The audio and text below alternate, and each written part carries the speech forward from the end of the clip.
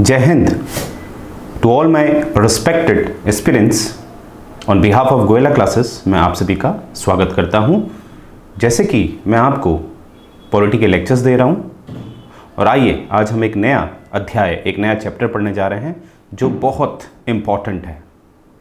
वो है आपका प्रीएम्बल, उद्देशिका, क्योंकि ये कहीं ना कहीं फिलोसफिकल है, कहीं ना कहीं फैक्चुअल है।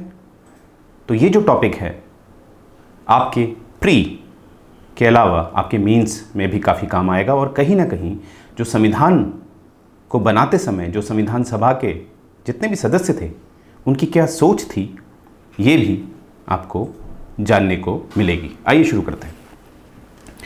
तो जैसा कि आप देख रहे होंगे, उद्देशिका या प्रीएम्बल इस तरह का है। देखिए, इंटरव्यू में जब आप पहुंचते हैं तो आपसे ये उम्मीद की जाती है कि आपको ये उद्देशिका याद होना चाहिए। जैसे कि मैं कहने जा रहा हूँ, we the people of India having solemnly resolve to constitute India into a sovereign social secular democratic republic and to secure to all its citizen justice, social, economic, politically, liberty of thought, expression, belief, faith and worship, equality of an status and of opportunity to promote among them all, fraternity, assuring the dignity of the individual and unity and integrity of the nation. In our Constitutional Assembly, this 26th day of November 1949, do hereby adopt, enact and give to ourselves this Constitution. तो देखेंगे आप कहीं ना कहीं 90% मुझे ये उद्देशिका याद है, तो यही मैं उम्मीद करता हूं आपसे। तो आइए शुरू करते हैं।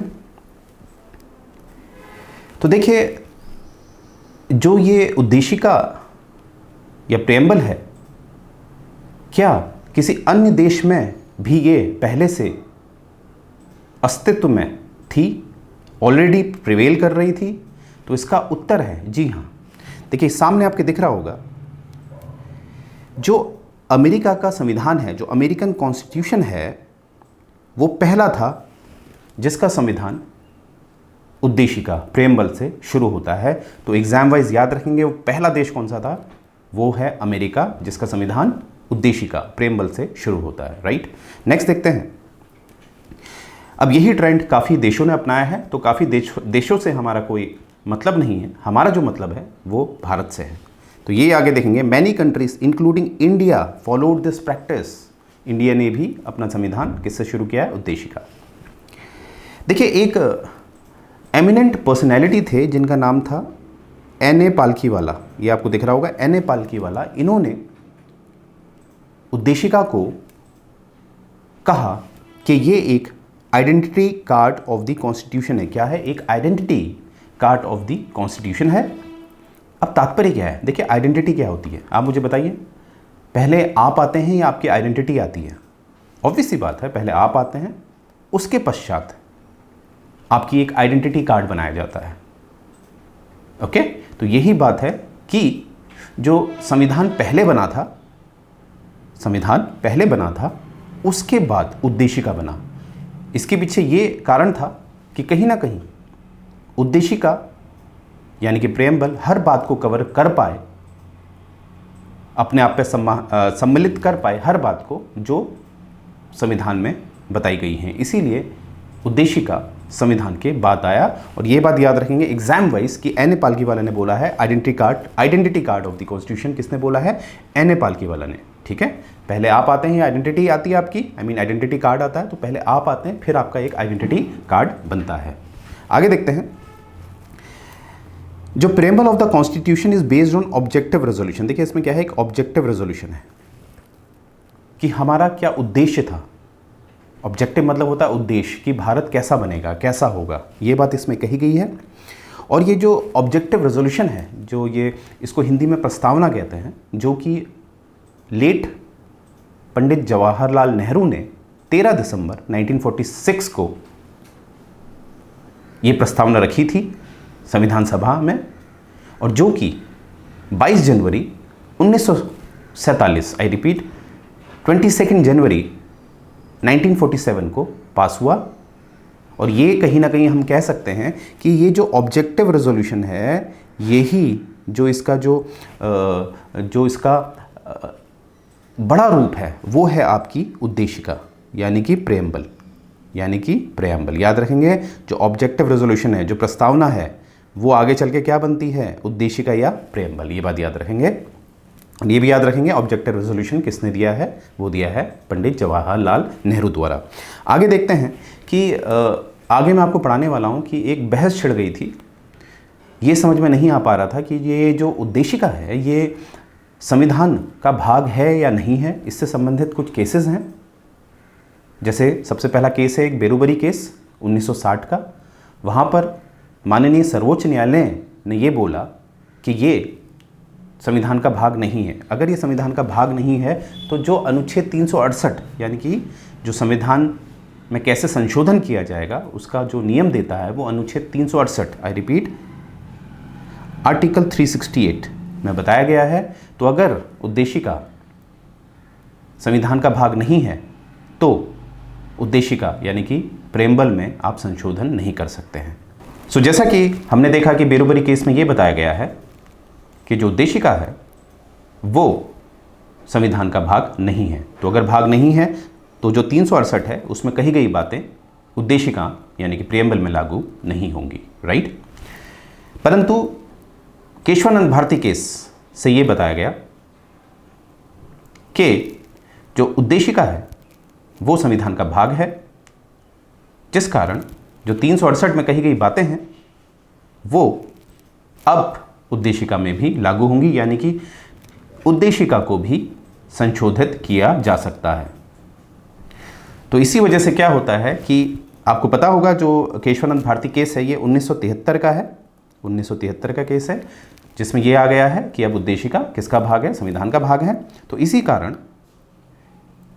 42वां संशोधन जो कि 1976 में हुआ है, 42nd कॉन्स्टिट्यूशनल अमेंडमेंट जो 1976 में हुआ है, उसके द्वारा हमारी उद्देशिका में 3 शब्द जोड़े गए जो है सोशलिस्ट, इंटेग्रिटी और सेक्युलर। याद रखेंगे ये बात। सोवरेनिटी तो पहले से ही था और सेक्युलर, कंफ्यूज नहीं होंगे, सोवरेनिटी पहले से था, सेक्युलर जोड़ा गया, पंथ निरपेक्ष जोड़ा गया, इंटेग्रिटी यानी कि अखंडता जोड़ा गया और सोशलिस्ट यानी कि समाजवाद जोड़ा गया। आगे बढ़ते हैं तो आप देख पा रहे होंगे 42वें संशोधन से उद्देशिका में 3 नए शब्द जोड़े गए हैं जो कि हैं इंटेग्रिटी, सोशलिस्ट एंड सेक्युलर। तो इसको याद करने का एक तरीका है, जैसे इंग्लिश में बहन को सिस्टर कहा जाता है तो आप सिस्टर से याद रखेगा, SIS, सिस्टर आप लिखते हैं ऐसे। तो एस से हो गया सेक्युलर, पंथ निरपेक्ष, इंटेग्रिटी, अखंडता और सोशलिस्ट, समाजवाद। चलिए नेक्स्ट स्लाइड में देखते हैं। अब देखते हैं जैसे आप कोई भी खाना बनाते हैं तो उसका अपना इंग्रेडिएंट्स होते हैं जिससे कि खाना स्वादिष्ट बने। तो वैसे ही हम देखेंगे प्रेम्बल के भी कोई इंग्रेडिएंट्स हैं, वो हमें समझने हैं। तो इसमें 4 मुख्य इसके भाग हैं, एक तरह से हम कह सकते हैं, जो हमें कुछ मतलब दर्शाते हैं। अब देखते हैं सबसे पहला जो इसका पहला इंग्रेडिएंट्स है वो है सोर्स ऑफ द अथॉरिटी, यानी कि ये सोर्स बताता है, स्रोत बताता है कि जो अथॉरिटी है, जो संविधान है, वो अपनी शक्ति कहाँ से लेता है वो बताता है। दूसरा बताता है इसका नेचर कैसा है, व्यवहार कैसा है, गुस्से वाला है, नहीं है, इस तरह की बातें।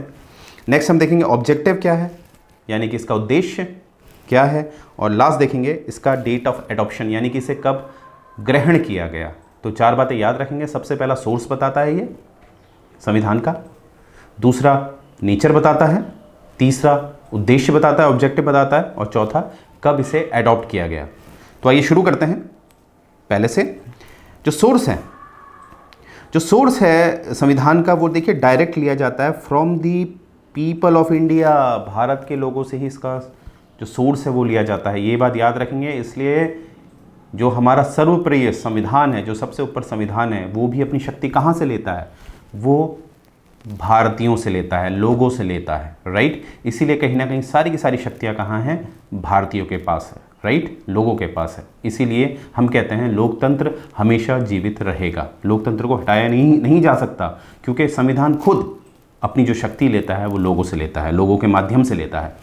आगे देखते हैं नेचर जो है इसका, और नेचर को हम आगे 1 बाय 1 डिस्कस करेंगे। फिलहाल इतना याद रखेंगे, जो इसका नेचर है वो सोवरन है, संप्रभुता है, सोशलिस्ट है, समाजवाद है, सेक्युलर है, पंथ निरपेक्ष है, डेमोक्रेटिक है, लोकतंत्र है, रिपब्लिक है, गणराज्य है या गणतंत्र है।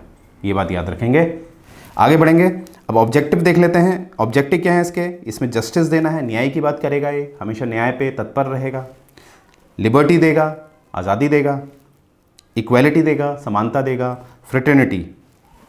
फ्रेटर्निटी मतलब भाईचारे की भावना, क्योंकि भारत में आप जानते हैं अलग अलग धर्म के लोग रहते हैं, तो भारत को अखंड बनाने के लिए कहीं ना कहीं भाईचारे की बात रखी जाएगी। कुछ नियम बनाए जाएंगे जिससे कहीं ना कहीं जो भावना है भाईचारे की उसको उत्पन्न किया जाएगा। ओके, तो आगे देखते हैं। लास्ट है आपका डेट ऑफ एडॉप्शन। जैसे कि हम जानते हैं 26 जनवरी 1950 को ये लागू हुआ था, परंतु संविधान को जो ग्रहण कर लिया था वो 2 महीने पहले यानी कि 26 नवंबर 1949 को ग्रहण कर लिया था। तो ये बात याद रखेंगे।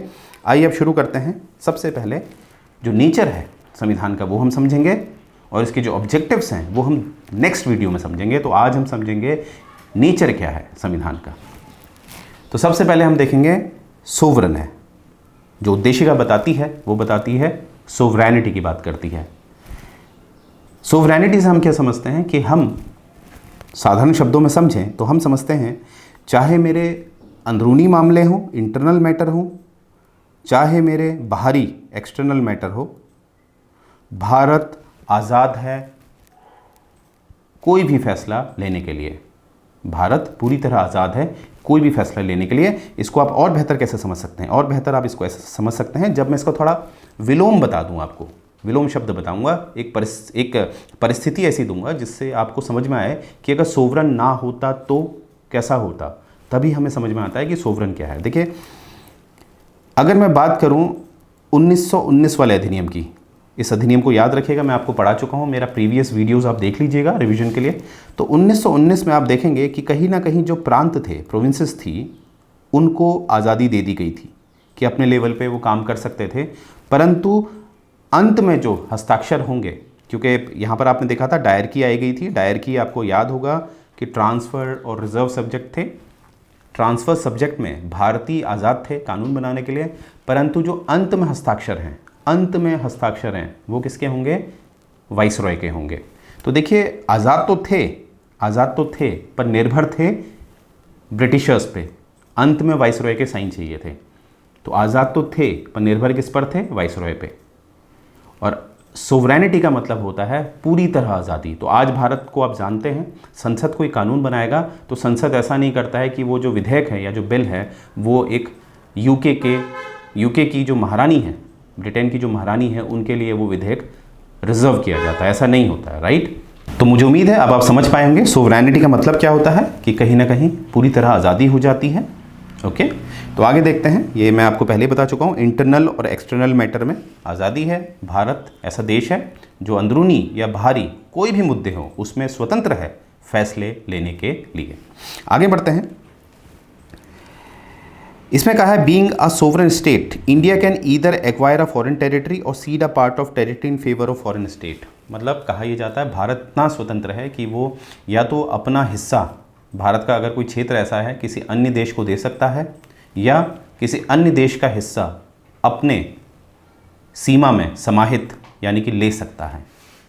तो भारत की जो सोवरेनिटी है उसका जो डिग्री है वो इस लेवल की है, राइट? इसीलिए बेरूबरी केस में हमने, जो बेरूबरी हमारे हिस्से में आ गया था, वो हमने पूर्वी पाकिस्तान को दे दिया था। डोंट वरी, बेरूबरी केस में मैं आपको ये बातें बताऊंगा। तो आगे बढ़ते हैं। नेक्स्ट हम देखते हैं सोशलिस्ट। सोशलिस्ट की जो परिभाषा है वो राजनीतिक अलग होती है, आर्थिक अलग होती है। जो इस समय हमें समझनी है वो राजनीतिक आधार पर मैं आपको बताऊंगा। देखिए, सोशलिस्ट का मतलब होता है कि जितना भी जो रिसोर्सेज होते हैं, जो उत्पादन किया जाता है भारत में या ऐसे देश में जहाँ पर ये समाजवाद का सिद्धांत है, उस देश में जितना भी उत्पादन होगा उसमें हस्तक्षेप सरकार करेगी और वो सभी को जो उत्पाद तैयार हुआ है उसको बांटेगी, जिससे कि सभी के पास साधन पहुंच सकें। ये कुछ समाजवाद बात करता है, यानी कि समाज की बात करता है। तो इसमें देखेंगे कि जो 42वां संशोधन है, मैं आपको ऑलरेडी बता चुका हूँ कि उसमें एक शब्द जोड़ा गया उद्देशिका में, समाजवाद। ठीक है, तो पहले तो याद रखेंगे जब संविधान ओरिजिनल था तो उसमें समाजवाद नहीं जोड़ा गया था। तो यहाँ से प्रश्न उठता है कि जो संविधान बना रहे थे, जितने भी सदस्य थे, क्या वो भारत को पूंजीवाद की तरफ चाहते थे? क्योंकि अगर वो समाजवाद चाहते थे तो उन्होंने समाजवाद को उद्देशिका में क्यों नहीं जोड़ा? देखिए, अगर आप भाग 4 में जाएंगे, पार्ट 4 है जो मैं पढ़ा चुका हूँ ऑलरेडी मेरे वीडियो पे, जो बात करता है डीपीएसपी की, directive principle of state policy, तो उसमें आपको काफ़ी ऐसे नियम दिखेंगे जो बात करते हैं समाजवाद की, तो कहने का तात्पर्य यह है कि संविधान जिन्होंने बनाया था उन्होंने समाजवाद के सिद्धांत को अलग से उजागर नहीं किया था, अलग से नहीं बताया था, उसको संविधान में ही रखा था। इसीलिए जो पार्ट 4 है वो एक इंक्लूसिव वे में था, यानी कि जो समाजवाद था वो एक इंक्लूसिव था, उसको एक्सक्लूसिव 42वें संवैधानिक संशोधन से बनाया गया था। और ये भी याद रखिएगा एक बात और, कि ये बताने के पीछे एक्सक्लूसिवली अलग से बताने के पीछे जो इन लोगों ने, जिन्होंने संविधान बनाया था, उन्होंने इसको नहीं बताया था, इसके पीछे एक और कारण है। वो ये है कि उस समय जो समाजवाद था उसकी जो परिभाषा थी वो कार्ल मार्क्स की काफ़ी फेमस थी। क्योंकि सोशलिज्म जो है, अगर मैं इसको समझने का प्रयास करूं तो एक सोशलिज्म कार्ल मार्क्स का है और एक सोशलिज्म गांधीयन का है। तो हमारी जो सोच थी वो गांधीयन पे थी, ना कि कार्ल मार्क्स पे। अगर हम इसको अलग से उस समय दिखा देते तो लोगों को लगता, पूरी दुनिया को लगता, हमने कार्ल मार्क्स का समाजवाद उठाया है। और कार्ल मार्क्स का समाजवाद जो मैंने अभी बताया था आपको, कि जो भी उत्पादन होता है सरकार उसको सभी में बांट देती है। और यहाँ पर गांधी जी का जो समाजवाद था वो कहता था कि सभी को जो अपॉर्चुनिटी है, सभी को अपॉर्चुनिटी बराबर दी जाए और वो अपनी योग्यता के अनुसार वो उत्पादन ग्रहण करेगा। तो ये बात थी गांधी जी की, इसीलिए समाजवाद को नहीं जोड़ा गया था उस समय के संविधान सभा के जो सदस्य थे। आगे बढ़ते हैं, तो यहाँ पर आप देख पाएंगे कि 42वें संशोधन से ये जोड़ा गया है। और कहीं ना कहीं मैं बता चुका हूँ, भाग 4 में जो डीपीएसपी है वहाँ पर ये बात की गई है। और ये बात इम्प्लिसिट थी, यानी कि अंदरूनी थी, इसको अलग से नहीं बताया गया था, पर 42वें से इसको अलग से बता दिया गया। और जैसे कि जो हमारा एक सोशलिज्म है वो डेमोक्रेटिक सोशलिज्म है, ना कि कम्युनिस्ट सोशलिज्म है। अब देखिए, अभी मैंने कहा था कि एक कार्ल मार्क्स का सोशलिज्म होता है और एक गांधी जी का सोशलिज्म होता है। और एक जो सोशलिज्म को बांटा जाता है वो बांटा जाता है एक डेमोक्रेटिक वे में, यानी कि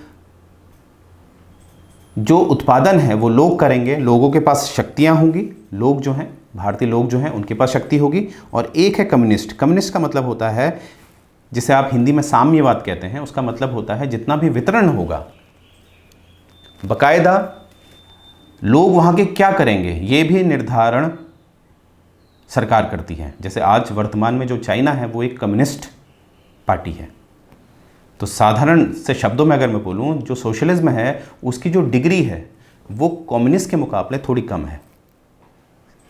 समाजवाद सोशलिज्म में, डेमोक्रेटिक सोशलिज्म में जो सरकार है वो बहुत ज़्यादा हस्तक्षेप नहीं करती है और कहीं ना कहीं जो निजीकरण है, जो प्राइवेटिज्म है या प्राइवेटाइजेशन है, उसको सपोर्ट करती है डेमोक्रेटिक सोशलिज्म में, कम्युनिस्ट में नहीं करती है। सो जैसे कि हम डिस्कस कर रहे थे सोशलिस्ट के बारे में, तो सोशलिस्ट के लिए सुप्रीम कोर्ट ने भी कुछ टिप्पणी दी है।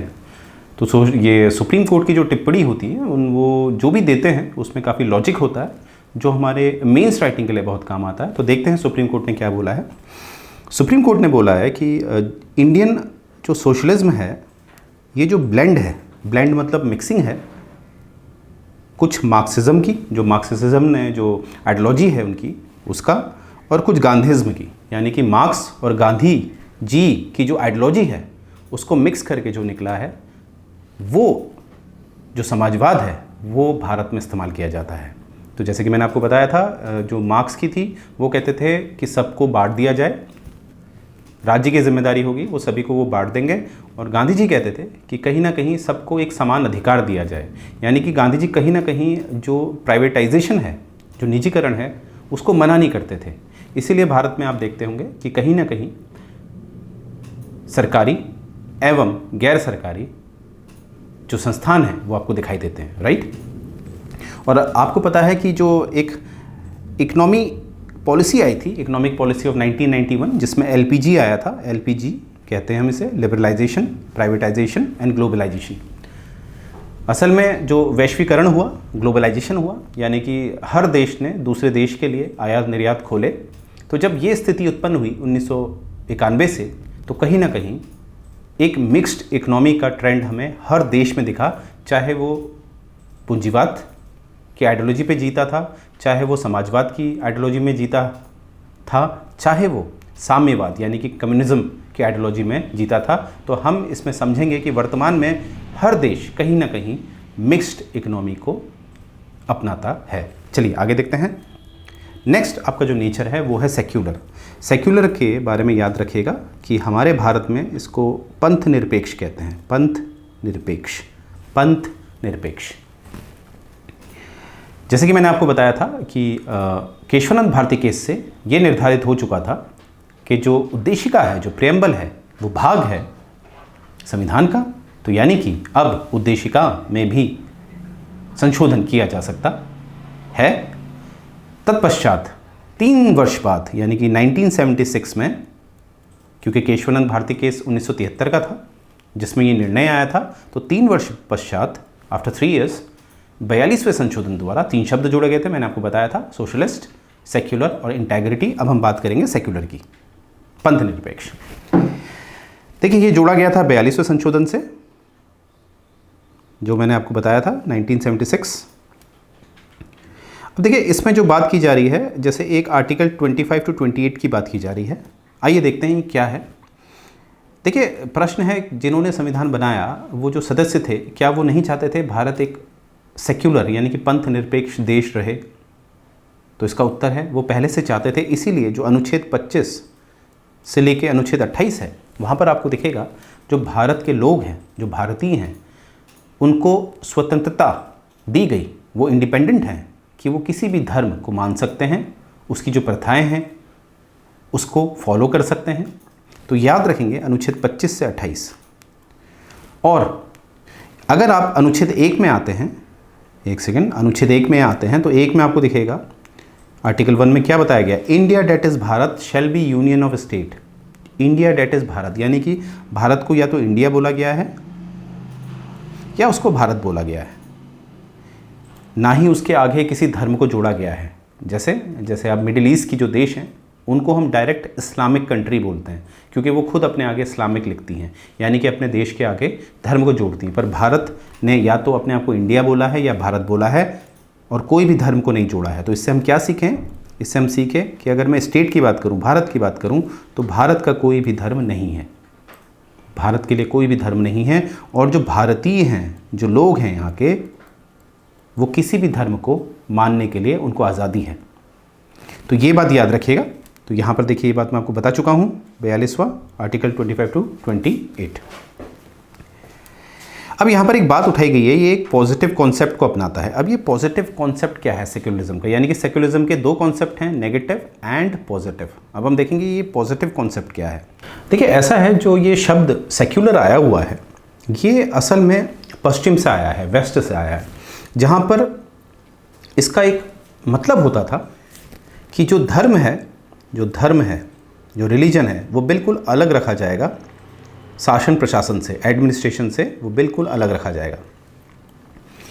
परंतु भारत में ये पॉसिबल नहीं था। भारत में शासन प्रशासन को धर्म से अलग नहीं रखा जा सकता था। क्यों? क्योंकि भारत में आपको पता है अलग अलग धर्म के लोग रहते हैं, और उन धर्मों में भी अलग अलग जातियां पाई जाती हैं। तो हम क्या सीखें? भारत में काफ़ी भिन्नताएं हैं, डिफरेंसेस हैं, वेरिएशंस हैं। तो इसीलिए शासन प्रशासन का धर्म में हस्तक्षेप करना ज़रूरी है, अनिवार्य है। अन्यथा जो अखंड भारत है उसका अखंड होना बड़ा मुश्किल हो जाएगा। तो इसीलिए हमारे वहाँ क्या किया गया है कि भारत जो राज्य जो है हस्तक्षेप करेगा हर धर्म में, मतलब जो भी धार्मिक जो हमारी संस्कृति है, जो कल्चर है हमारे, उसमें जो भारत यानी कि एक राज्य जो है हमारा, वो सहयोग करता है। इसीलिए आप देखेंगे कहीं मेला होता है, चाहे वो मेला मुस्लिम से जुड़ा हुआ हो, सिख से जुड़ा हुआ हो, हिंदू से जुड़ा हुआ हो, वहाँ पर शासन प्रशासन खड़ा रहता है और कोशिश करता है कि कार्यक्रम शांतिपूर्ण आयोजित हो सके, राइट। तो ये बात है पॉजिटिव कॉन्सेप्ट की। पॉजिटिव का मतलब ये समझ लीजिएगा कि कहीं ना कहीं शासन प्रशासन धर्म में हस्तक्षेप करता है, सहयोग करता है। आगे बढ़ते हैं। नेक्स्ट है हमारा डेमोक्रेटिक, लोकतंत्र। तो जैसा कि हम सभी जानते हैं, भारत सबसे बड़ा लोकतांत्रिक देश है, और इसको अगर मैं और टेक्निकल बोलना चाहूँ तो मैं ऐसे बोलूँगा, भारत में सबसे बड़ा अप्रत्यक्ष इनडायरेक्ट लोकतंत्र है, क्योंकि इतनी बड़ी जनसंख्या में डायरेक्ट लोकतंत्र, प्रत्यक्ष लोकतंत्र बहुत मुश्किल है, right.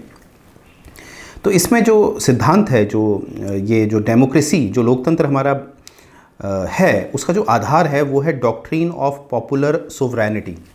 Doctrine of popular sovereignty का मतलब होता है कि हमारी जो डेमोक्रेसी है उसका जो आधार है वो है सोवरेनिटी।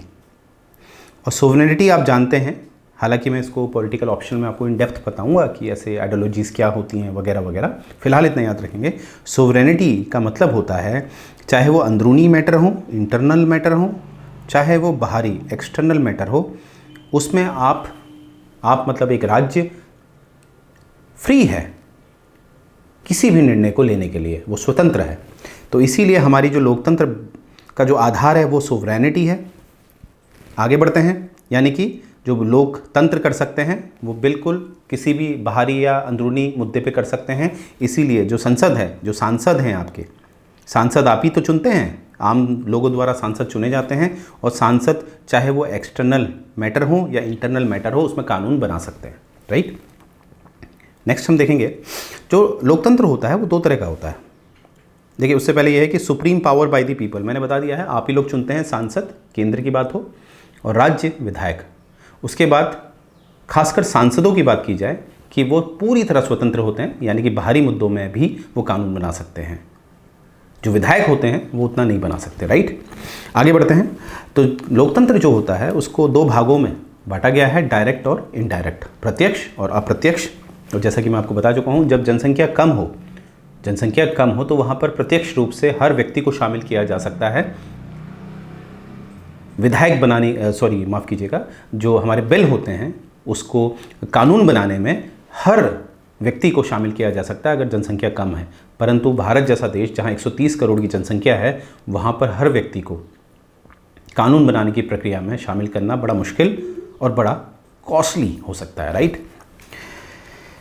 अब देखिए, इसमें बता रखा है कि जो डायरेक्ट जो डेमोक्रेसी होती है उसके कुछ उदाहरण आपको दे रखे हैं। ये जैसे रेफरेंडम होता है, इनिशिएटिव होते हैं, रिकॉल होता है, और आपके प्लेबिसाइड होता है। जैसे मैं आपको उदाहरण देता हूँ, जैसे रेफरेंडम क्या होता है, जैसे सरकार कोई फैसला लेना चाहती है, जैसे किसी मतलब अपना क्षेत्र किसी को देना या लेना चाहती है, उसके लिए वो वहाँ की जो जनसंख्या होती है उस क्षेत्र की, उससे वोटिंग करवाती है डायरेक्ट।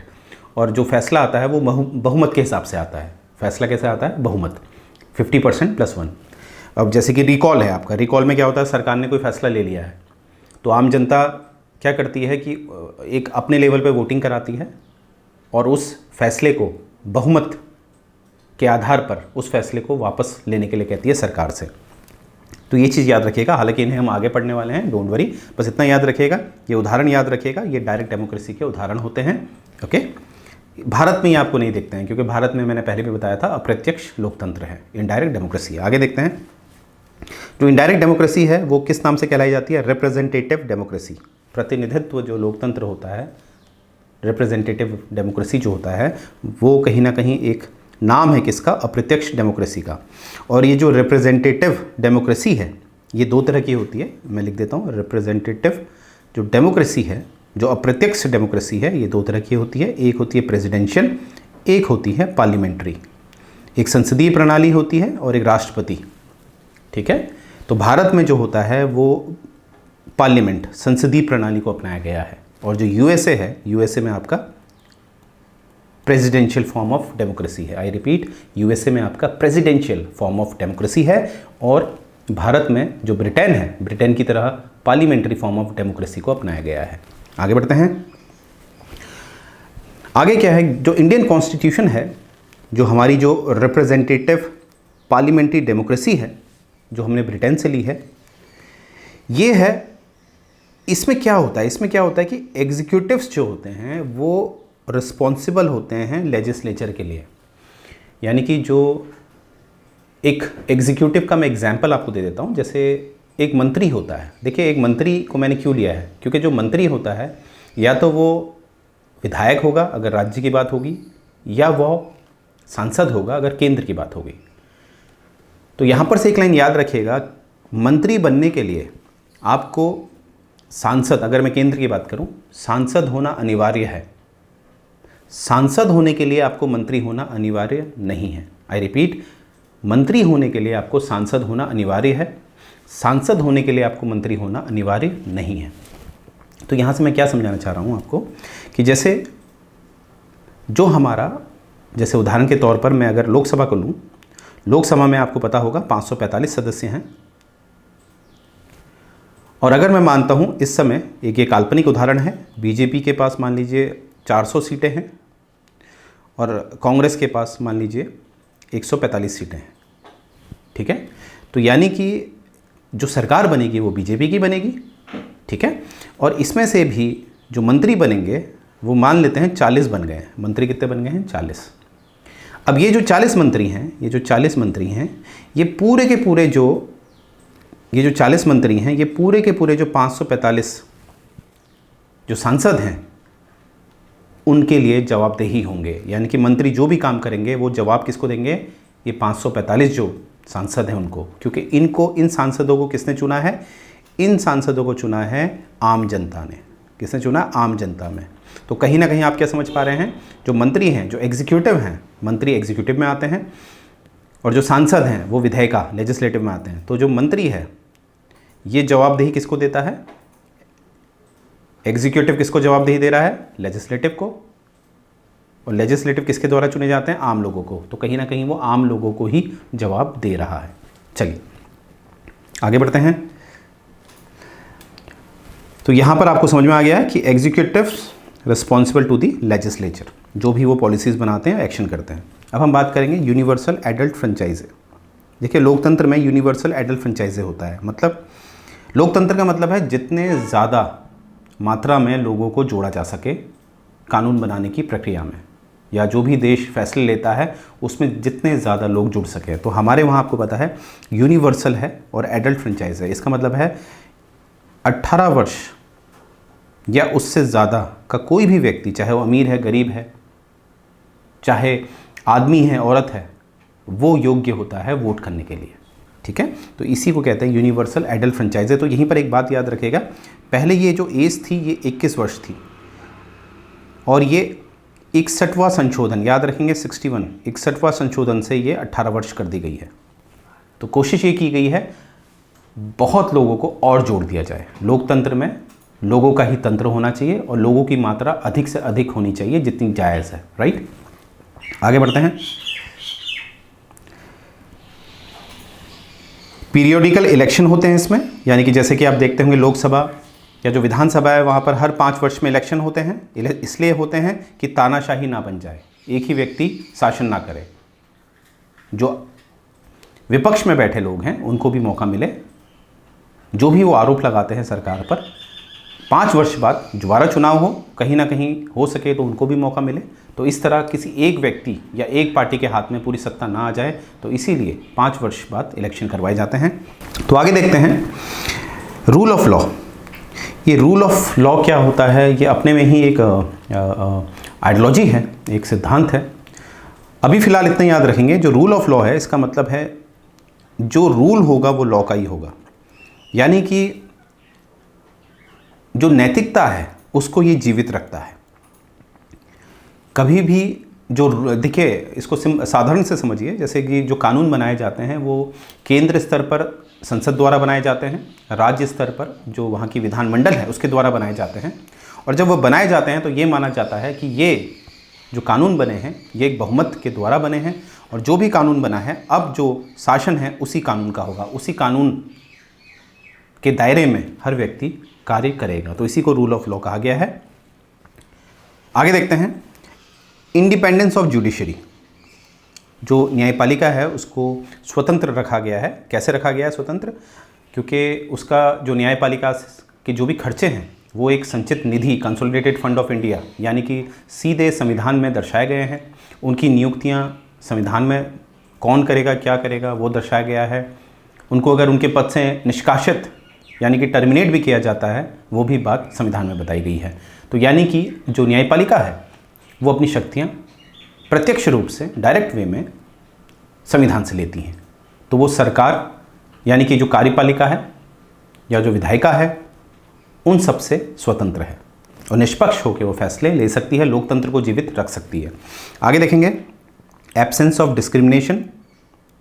यहाँ पर भेदभाव नहीं होता है। जैसे जब मैं आपको अनुच्छेद 15 पढ़ाऊँगा तब आपको दिखेगा किसी भी तरह का भेदभाव नहीं किया जा सकता राज्य द्वारा। 16 है, नौकरी में भी भेदभाव नहीं किया जा सकता। 14 है, सबको समान ट्रीट किया जाएगा, इक्वलिटी होती है सबके लिए। तो ये जितने भी अनुच्छेद हैं ये किसकी बात करते हैं? जो डिस्क्रिमिनेशन होता है, भेदभाव, उसको ये रोकते हैं, और ये सब मौलिक अधिकार हैं। तो आप समझ सकते हैं कोई भेदभाव आप किससे करेगा तो आप प्रत्यक्ष रूप से डायरेक्ट सर्वोच्च न्यायालय जा सकते हैं। तो जैसा कि आप जो भी मैंने पढ़ा है आपको, जैसे यूनिवर्सल एडल्ट फ्रेंचाइजे है, पीरियोडिक इलेक्शन है, रूल ऑफ लॉ है, इस तरह की बातें हैं, ये दर्शाती है कि हमारा जो देश है वो एक लोकतांत्रिक देश है। तो आगे देखते हैं, the term democratic is used in the preamble in the broader sense, embarrassing not only political democracy बाकायदा सोशल एंड इकोनॉमिक डेमोक्रेसी। देखिए, डेमोक्रेसी हमारे जो भारत में है वो केवल एक पॉलिटिकल लेवल पे नहीं दी जाती है, वो एक social as well as economic level पे भी दी जाती है। जैसे पॉलिटिकल डेमोक्रेसी की अगर मैं बात बोलूँ तो जैसे कि आर्टिकल 325 अगर आप देखेंगे तो जिसमें इलेक्टोरल रोल में जो नाम आता है आपके साथ भेदभाव नहीं किया जाएगा, इस तरह की बातें हैं आर्टिकल 325 में। वैसे ही अगर मैं आर्टिकल 39 की बात करूं तो 39 में आपको पता है कि सभी को जितना काम वो करेंगे उस हिसाब से वेतन दिया जाएगा। सरकारें ये तय करेंगी कि जो काम है जिससे कि जो जनता है उसकी जो आर्थिक जो उसकी व्यवस्था है, आर्थिक स्थिति जो उसकी है वो अच्छी रहे। तो इस तरह की बातें आर्टिकल 39 में लिखी है। और जैसे कि आप देखते हैं जो हमारे डीपीएसपी हैं, जो भाग 4 है हमारा, वो कहीं ना कहीं टारगेट करता है, एक सेकंड, डीपीएसपी जो हमारा टारगेट करता है वो कहीं ना कहीं समाज के लिए टारगेट करता है। जैसे कि आपको मैं एक, जैसे जो महिलाएं होती हैं, जो मैटरनिटी लीव होती है हमारी, जो मैटरनिटी लीव होती है जिसमें 6 माह के लिए दी जाती है और वो पेड लीव होती है, मतलब उनको वेतन दिया जाएगा। तो इस तरह की जो जितने भी मैंने बातें बताई हैं आपको, जैसे आर्थिक वाली बात आर्टिकल 39, 325 इलेक्टोरल रोल, और कहीं ना कहीं ये जो मैटरनिटी लीव वाली बातें हैं ये सब आप देख पा रहे होंगे सामाजिक स्तर, आर्थिक स्तर और कहीं ना कहीं राजनीतिक स्तर पर हमें लोकतंत्र प्रदान करती है। तो इसीलिए इसको ब्रॉडर सेंस कहा गया है, यानी कि केवल पॉलिटिकल स्फेयर में ये बात नहीं करता है, social as well as economic sphere में ये बात करता है। आइए आगे बढ़ते हैं। देखिए, जो डायमेंशंस हैं ये B.R. अम्बेडकर ने इसमें बहुत अच्छी बात कही है। जैसे कि मैंने कहा एग्जाम में एक सुप्रीम कोर्ट की बातें और जो हमारी एमिनेंट पर्सनैलिटीज़ होते हैं, खासकर B.R. अम्बेडकर की बातें हम अवॉइड नहीं कर सकते, क्योंकि हमें हमारी जो मेंस राइटिंग होती है वो काफ़ी अच्छी हो जाती है इससे, ठीक है।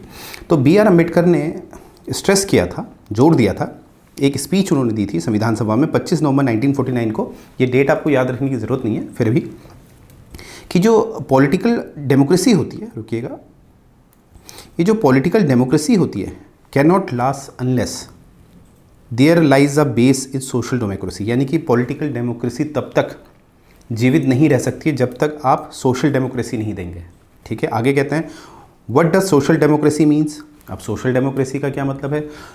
It means a way of life which recognize liberty, equality and fraternity. Liberty, equality और फ्रेटर्निटी। जब आप उद्देशिका देखते हैं तो उद्देशिका के जो उद्देश्य है, प्रेम्बल के जो ऑब्जेक्टिव हैं जो हम आगे पढ़ने वाले हैं, वहाँ पर आपको दिखेगा लिबर्टी, उदारवादीपन, इक्वलिटी, समानता, और फ्रेटर्निटी भाईचारा।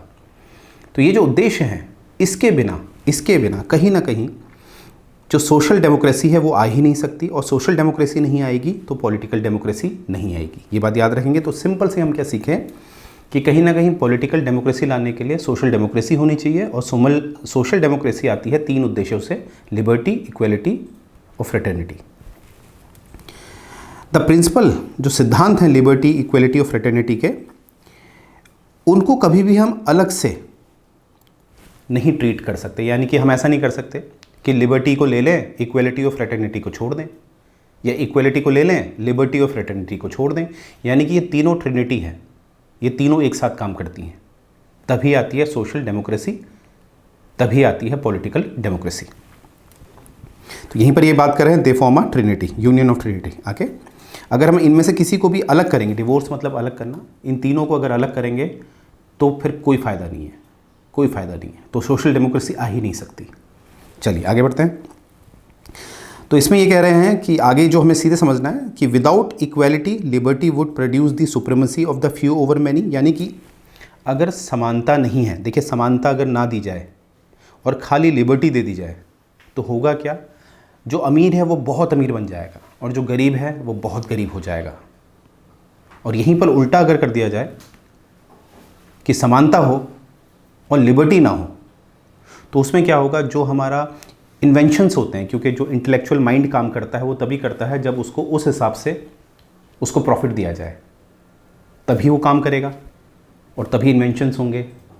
तो इस केस में इन्वेंशंस रुक जाएंगे जब समानता दे दी जाए और लिबर्टी को कैंसिल कर दिया जाए। तो देखिए कितनी अच्छी बात इन्होंने कही है। तो इसीलिए इसको ट्रिनिटी कहा गया है, यानी कि लिबर्टी, इक्वलिटी और फ्रेटर्निटी को साथ रखा जाएगा, तभी सोशल डेमोक्रेसी मिलेगी। और जब सोशल डेमोक्रेसी मिलेगी, अपने आप पॉलिटिकल डेमोक्रेसी अस्तित्व में रहेगी। तो यही बात बी आर अम्बेडकर साहब ने बोली है, जो हमारे मेंस में बहुत काम आती है, राइट। आगे हम देखेंगे इसी बात में सुप्रीम कोर्ट ने भी कुछ बोला है, देखते हैं क्या बोला है।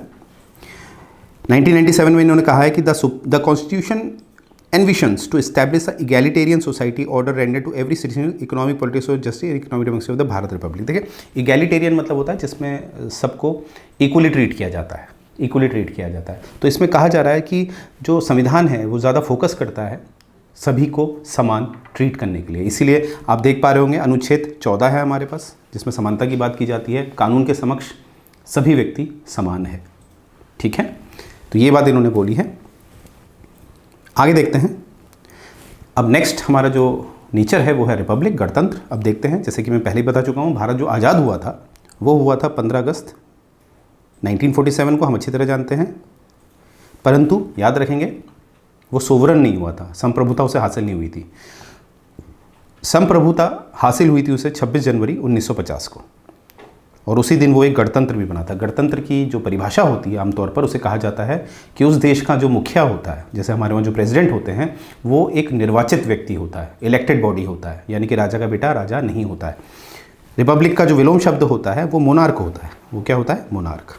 तो हमारे वहाँ मोनार्क नहीं है, ये बात याद रखेंगे। मोनार्क में क्या होता है? ये अनुवांशिक होता है, हेरिडिटी होता है, राजा का बेटा राजा ही बनता है, राइट। चलिए देखते हैं इसको। The democratic polity can be classified into 2 category. देखिए, monarchy and republic. Democratic polity को हम 2 में विभाजित कर सकते हैं, मोनार्की और रिपब्लिक, ठीक है। जैसे कि आप इसको इंग्लैंड से कंपेयर करिए। इंग्लैंड में और भारत में दोनों ही जगह लोकतंत्र है, क्योंकि वहाँ पीएम बैठे हुए हैं, डेमोक्रेसी है, क्योंकि हमने कहीं ना कहीं ब्रिटेन की जो एक पॉलिटी है, एक सिस्टम है, जो पार्लियामेंट्री फॉर्म ऑफ डेमोक्रेसी, वो हमने ली है। यानी कि डेमोक्रेसी वहाँ भी है, डेमोक्रेसी हमारे वहाँ भी है, पर हमारे वहाँ रिपब्लिक है और उनके वहाँ मोनार्क है, राइट। तो जैसा कि हम देख रहे हैं कि जो डेमोक्रेटिक पॉलिटी है उसको 2 कैटेगरी में बांटा गया है, मोनार्क और रिपब्लिक। जैसे कि मैंने आपको बता दिया है, मोनार्क जो है वो इंग्लैंड में है, जिसमें राजा का बेटा राजा होता है, और रिपब्लिक जिसमें जो मुखिया होता है देश का वो निर्वाचित होकर आता है। उदाहरण के तौर पर आपके पास है इंडिया, राइट। अब आगे देखते हैं रिपब्लिक जो है, यहाँ पर देखने 2 मोर थिंग्स। एक पहली जो है wasting political sovereignty in the people. देखिए इसमें यह है कि रिपब्लिक में क्या होता है कि जो पॉलिटिकल मैटर्स हैं वो आम लोगों के पास होते हैं, उसमें जो सर्वोपरि होते हैं, जो सबसे ज़्यादा पावरफुल होते हैं, जो सोवरन होते हैं, बिल्कुल स्वतंत्र वो लोग होते हैं। इसलिए तो लोग चुनते हैं, किसको भी चुन सकते हैं, उनके पास स्वतंत्रता है, और उन्हीं के चुने हुए लोग फिर आगे शासन प्रशासन करते हैं, राइट। यानी कि यहाँ पर जो शक्ति है वो केवल एक आदमी को नहीं दी जाती है, जैसे राजा, ठीक है, राजा ही, जिस देश में राजा मुखिया होता है वही शासन प्रशासन करता है, आम जनता को शासन प्रशासन से कोई मतलब नहीं है। पर भारत में ऐसा नहीं है। भारत में आम जनता वोट करती है और अपनी जो राजनीतिक शक्ति है वो ट्रांसफ़र करती है वोट द्वारा अपने चुने हुए लोगों पर, राइट। फिर वो कानून बनाते हैं। और जो सेकंड है वो है absence of the privileged class, all public offices open to every citizen. यानी कि इसमें कहने का तात्पर्य है कि जो पब्लिक ऑफिसेस होते हैं, जैसे जो सरकारी कार्यालय होते हैं, चाहे वो IAS हो, PCS हो, चाहे समूह गौ हो, 3rd लेवल की हो, चाहे PCS लेवल हो, 2nd लेवल के ऑफिसर्स हो, तो ये सब जो ऑफिसेस हैं वो एक भारतीय नागरिक के लिए खुले होते हैं। ऐसा नहीं होता है कि जो राजा का बेटा है या जो एरिस्टोक्रेसी क्लास है, जो कुलीन वर्ग है, वही इन पदों में बैठेगा, ठीक है। तो ये बात याद रखेंगे। रिपब्लिक गणतंत्र में 2 विशेषताएं होती हैं। पहली कि जो इसमें जो शासन प्रशासन है वो लोगों के हाथ में होता है। दूसरा, जो पब्लिक ऑफिस होते हैं, जो सरकारी कार्यालय होते हैं, वो खुले हुए होते हैं हर व्यक्ति के लिए, जो योग्य व्यक्ति है। तो इतनी बातें आपने याद रखनी है जो मैंने आपको नेचर बताया था। तो एक बार देख लेंगे यहाँ पर, जैसे आपकी उद्देशिका है, जैसे कि यहाँ पर आपको सोवरेनिटी मैंने बता दी है, जो संप्रभुता है हमारी, सोशलिस्ट समाजवाद मैंने बता दिया आपको, हमारे वहाँ ब्लेंड है मार्क्स और गांधीयन का। सेक्युलर पंथ निरपेक्ष मैंने बता दिया है। भारतीय जो हैं वो आज़ाद हैं किसी भी धर्म को मानने के लिए, और जो भारत है उसका कोई भी धर्म नहीं है। फिर आपका डेमोक्रेटिक है, डेमोक्रेसी मैंने आपको बता दी है, जो हमने डेमोक्रेसी ली है वो पार्लियामेंट्री फॉर्म ऑफ डेमोक्रेसी ली है। आगे जो रिपब्लिक है वो मैंने बता दिया है, रिपब्लिक क्या होता है। इसमें मैंने आपको बताया कि इसका विलोम शब्द मोनार्क होता है, तो ये बात याद रखेंगे। तो ऐसे ही अब हम जो नेक्स्ट सेशन में लूँगा, जो नेक्स्ट क्लास लेंगे, वो फिर हम इसके ऑब्जेक्टिव्स डिस्कस करेंगे, उद्देश्य। अभी हमने इसका नीचे डिस्कस किया है। तो मुझे उम्मीद है कि आप हमारे साथ जुड़ेंगे हमारी क्लासेस में। पॉलिटी के आगे लेक्चर्स आपको बहुत डेप्थ इन नॉलेज में दूंगा, अपना तजुर्बा आपके साथ शेयर करूंगा। तो जय हिंद गाइस।